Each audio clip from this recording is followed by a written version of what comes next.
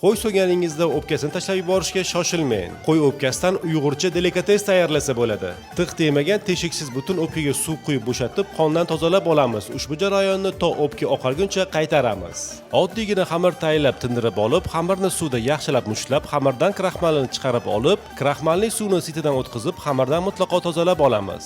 Kraxmalli suvga tuxum, yog', tuz qo'shib, massani yaxshilab aralashtirib olib, o'pkani kekardagidan kraxmalli massani maksimal darajada o'pka ishib qattiq bo'lguncha quyib olib, o'pka kekirdagini xamir bilan yopib, yaxshilab boylab olib, o'pkani qayab turgan tuzli suvga qo'yamiz. Go'shtni sabzavotlar bilan aralashtirib qiyma tayyorlab, damashin tomatni lozijon bilan aralashtirib olib, kraxmali chiqarilgan xamirdan rulet tayyorlaymiz. Xamirni yaxshilab tindirib, yupqa qilib yoyib olib, damashin tomat va lozijon aralashmasini suritib, qiyma bilan rulet qilib o'rab olib, strechlab, rulet va o'pkani past olovda 2 soat davomida qaynatib pishirib olamiz.